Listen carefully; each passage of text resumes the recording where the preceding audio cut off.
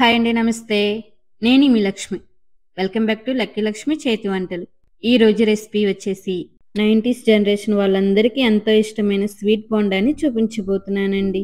ఒక్కొక్క ఏరియాని బట్టి ఒక్కొక్క పేరుతో పిలుస్తూ ఉంటారు. దీన్ని కజాడా అని, గట్టి కాజా అని, స్వీట్ బోండా అని పిలుస్తూ ఉంటారు. మా చిన్నతనంలో షాపుల దగ్గరికి వెళ్ళి ఈ స్వీట్ బోండా తప్ప ఏమి కొనుక్కునే వాళ్ళం కాదండి. స్కూల్ దగ్గర వీటిని అమ్ముతూ ఉండేవాళ్ళు. అప్పుడు పావలా ₹1 ఉండేవన్నమాట. ఇవి చాలా చాలా టేస్టీగా ఉంటాయి. అదే టెక్స్చర్, అదే టేస్ట్‌తో ఈ రెసిపీని చూపించబోతున్నాను. నేను చెప్పే కొన్ని టిప్స్‌ని ఫాలో అవుతూ చేశారంటే చాలా టేస్టీగా ఉంటాయి. అండ్ ప్రిపేర్ చేయడం కూడా చాలా సింపుల్. మరి లేట్ చేయకుండా రెసిపీని చూసేద్దాం. ఈ స్వీట్ బోండా కోసం ముందుగా ఒక మిక్సింగ్ బౌల్ తీసుకొని ఇందులో 2 కప్పులు మైదా పిండిని వేసుకోండి.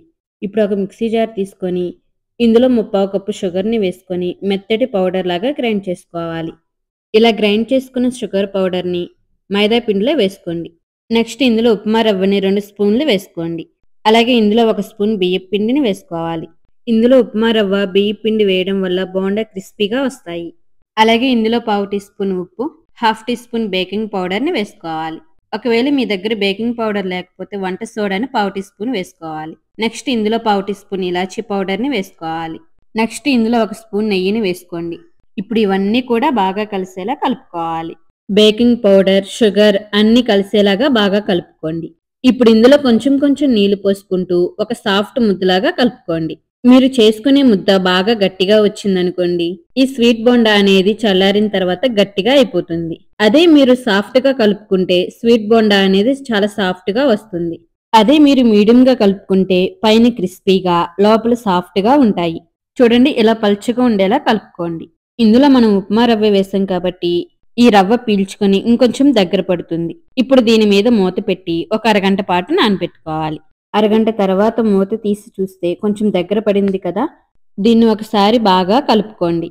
ఇప్పుడు ఒక గిన్నెలో కొంచెం వాటర్ని తీసుకొని చేతికి తడి చేసుకుంటూ చిన్న చిన్న బాల్స్ లాగా చేసుకోవాలి. మరీ పెద్దవిగా కాకుండా చిన్న చిన్న బాల్స్ లాగా చేసుకుంటే సరిపోతుంది.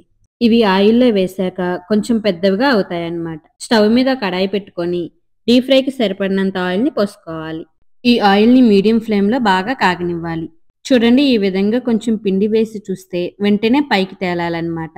ఇలా కాగిన తర్వాత ఫ్లేమ్ని లోలో పెట్టుకొని ఒక్కొక్క బాల్ని వేసుకోవాలి.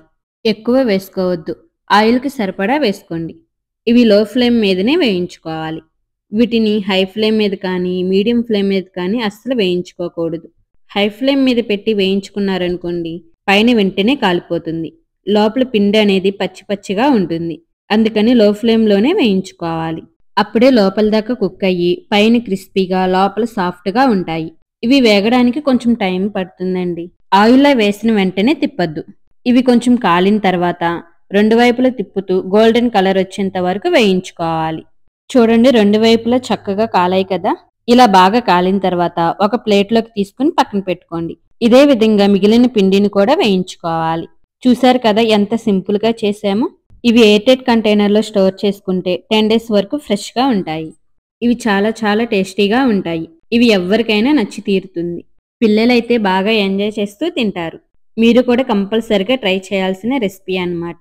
మరి లేట్ చేయకుండా మీరు కూడా ట్రై చేసి ఎలా వచ్చిందో కామెంట్ చేయండి. ఈ వీడియో నచ్చితే లైక్ చేసి మీ ఫ్రెండ్స్కి, ఫ్యామిలీ మెంబర్స్కి షేర్ చేయండి. మరిన్ని సింపుల్ అండ్ టేస్టీ రెసిపీస్ కోసం మన ఛానల్ని సబ్స్క్రైబ్ చేసుకోండి. Thanks for watching.